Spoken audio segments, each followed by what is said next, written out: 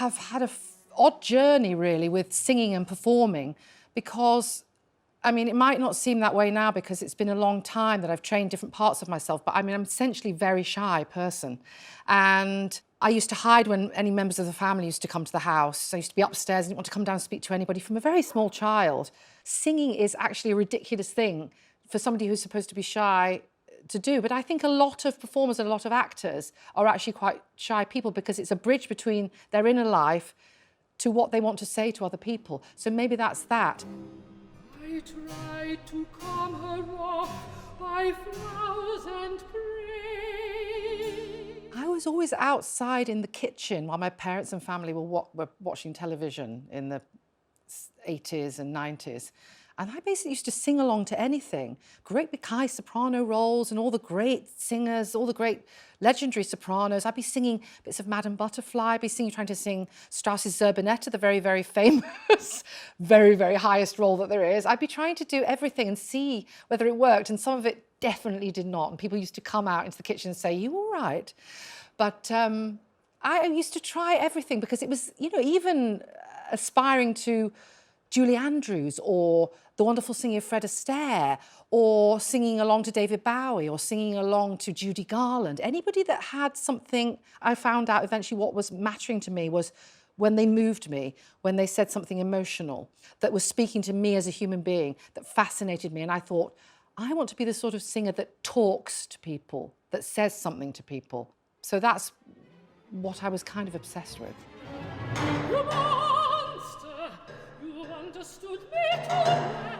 So it was actually Jessye Norman watching her at the BBC Proms from high up in the Royal Albert Hall, looking down at her singing this incredible music by Mahler, Das Lied von der Erde, with this wonderful poetry talking about the earth surviving us all, and her voice floating up to me. And I already had this voice inside me that was totally primitive, but I somehow thought 30 plus years ago, a lot more than that actually, I want to do that if I can. I want to try and do that.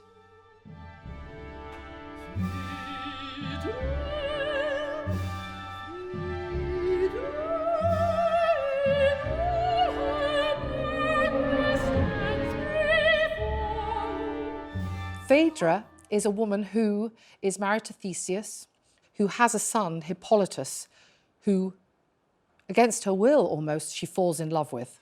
It's an extraordinary journey, the whole of this 15 minutes of a human being going from the memory of a moment when she was strong at the beginning of her marriage day to the moment when she's standing in front of her husband saying, "I've already put poison in my veins because I fell in love with your son."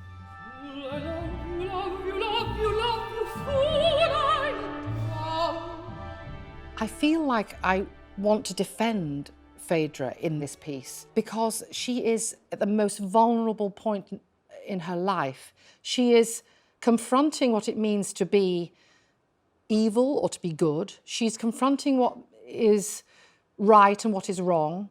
And she's confronting what you should do about it if you feel that you have done something that's unforgivable.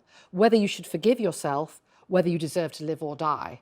I think that this is a powerful scene because you see somebody actually taking action morally.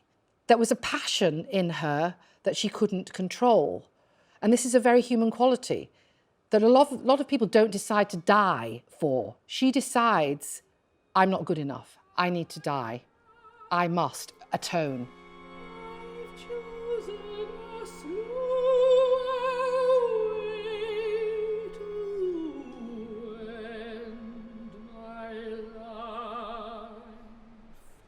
Death to the unhappy is no catastrophe.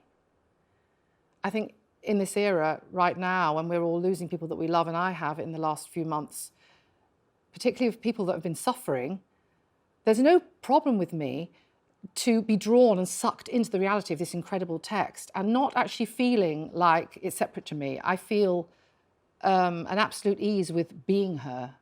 When I'm singing this, I am her.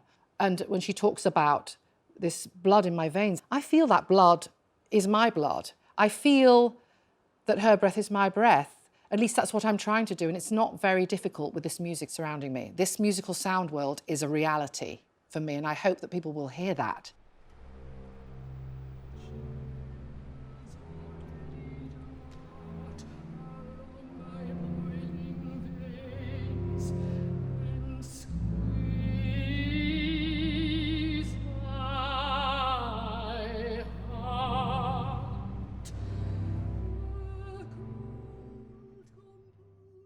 It's been years to work with this orchestra, and I saw familiar faces around the room again.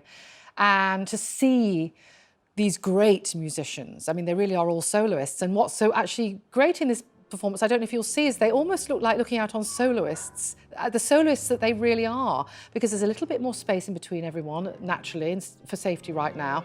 But I can see them all unifying together to make this amazing sound, which is it's almost more obvious that it becomes one instrument, an orchestra.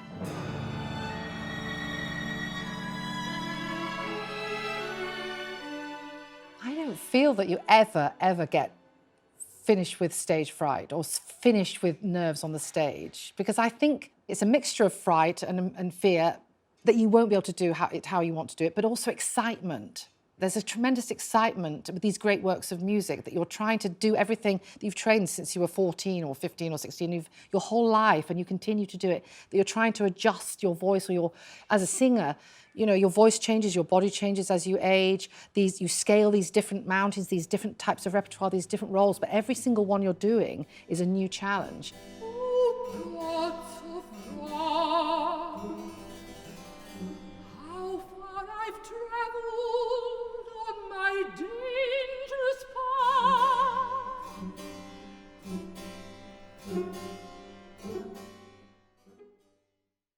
It's funny you should ask me about this, about Janet Baker, for whom this piece was written. I asked her within the last 2 weeks, what did Benjamin Britten advise you when you were doing this piece with him, when you were taking this piece on that he'd written for you, which is just historically a miracle. And she just told me, she said, well, he just basically told me to get on with it, that he trusted me. And that told me everything. But she then went on to say, just trust what he wrote. Just trust these incredible dramatic moods that he went from one thing to the next, to the next thing, to the next thing. It's all in the score, which is all she's ever said to me or to anyone else. It's all that anyone ever needs to do when you've got a great composer in front of you. But he said, he would just let her get on with it. He trusted the actress in her and the great artist that she was to live that person. And that's what this piece needs, is to live this extraordinary, majestic human spirit.